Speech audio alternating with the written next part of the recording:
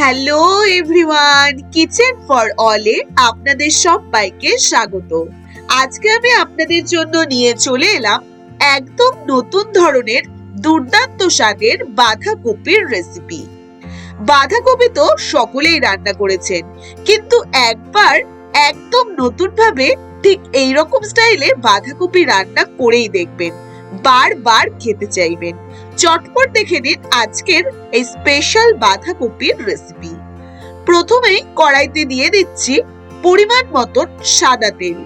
এবার আমি এরকম ডুমডুম করে আলু কেটে রেখেছি। এবার আলুগুলো কড়াইতে তেলের মধ্যে ছেড়ে দিয়ে তাতে দিয়ে দিচ্ছি হাফ চামচ হলুদ গুঁড়ো, দিয়ে খুব ভালো করে আলুগুলোকে ভেজে নিই। খুব ভালোভাবে বেশ কিছুক্ষণ আলুগুলোকে খুব ভালো করে ভেজে নিন। ব্যাস, আলুগুলো ভাজা হয়ে এলে এবার আলুগুলো একটি প্লেটে তুলে রাখুন। এবার সেই তেলে দিয়ে দিচ্ছি দুটো শুকনো লঙ্কা, 10 থেকে 12টা কারি পাতা, আর দিয়ে দিন 1/4 চামচ সর্ষে। দিয়ে হালকা ফোড়নগুলো সামান্য নেড়ে নিয়ে এবারে তাতে দিয়ে দেব 1 বাটি বাঁধাকপি। বাঁধাকপিগুলো একদম ঝিরি করে কাটার দরকার নেই, একটু মোটা মোটাই কেটেছি। একটু মোটা করে কেটে দিয়ে দিলাম বাঁধাকপি। এবার সবকিছুর সাথে বাঁধাকপিগুলো একটু তেলে জাস্ট 2 থেকে 1 মিনিট নাড়াচাড়া করে নিন। হালকা নেড়ে নিয়ে এবার তাতে একে একে দিয়ে দিন স্বাদ মতো নুন, ভেজে রাখা আলু, কয়েকটা চেরা কাঁচা লঙ্কা, আর দিয়ে দিন বেশ কিছু মটরশুঁটি। খুব ভালো করে সবগুলোকে হালকা নেড়ে নিন। আলুগুলো যেহেতু ভাজাই আছে তাই বেশি একটা সময় লাগবে না।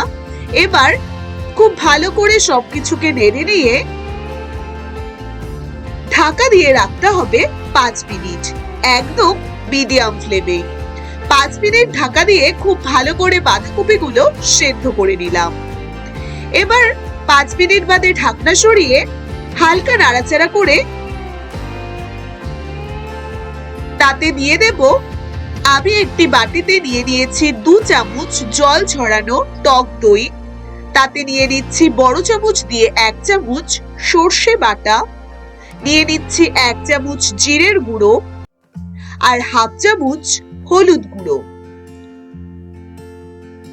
খুব ভালো করে সবকিছুকে মিশিয়ে নিন। এইভাবে বাঁধাকপি একবার রান্না করেই দেখবেন, রুটি বলুন ভাত বলুন সবকিছুর সাথেই এই বাঁধাকপি ভীষণ ভালো লাগে। এবার মিশ্রণটিকে বাঁধাকপির মধ্যে সম্পূর্ণটাই দিয়ে দিন। খুব ভালো করে সবকিছুর সাথে এবারে মিশিয়ে নিন।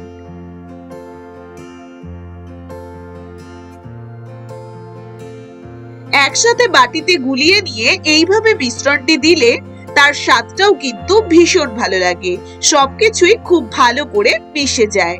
এবার সবকিছুকে ভালো করে মিশিয়ে নিয়ে তাতে দিয়ে দিচ্ছি যেই বাটিতে আমি দই গুলিয়েছিলাম সেই বাটি ধুয়ে দিয়ে দিলাম 1/4 কাপ জল।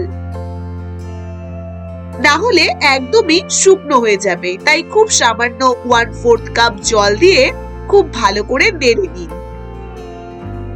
নেড়ে নিয়ে 1 মিনিট বাদেই তার উপর দিয়ে দিন হাফ চামচ চিনি, আর তাতে দিয়ে দিন নারকেল কোড়া। 2 চামচ মতন নারকেল কোড়া উপর দিয়ে ছড়িয়ে দিতে হবে। খুব ভালো করে আবারও সবকিছুকে মিশিয়ে নিন। নারকেল কোড়াটা অবশ্যই পরে দিতে হবে, না হলে নারকেল কোড়া আগে দিলে নারকেলের যে টেস্টটা মুখে পড়ে আর ভীষণই ভালো লাগে।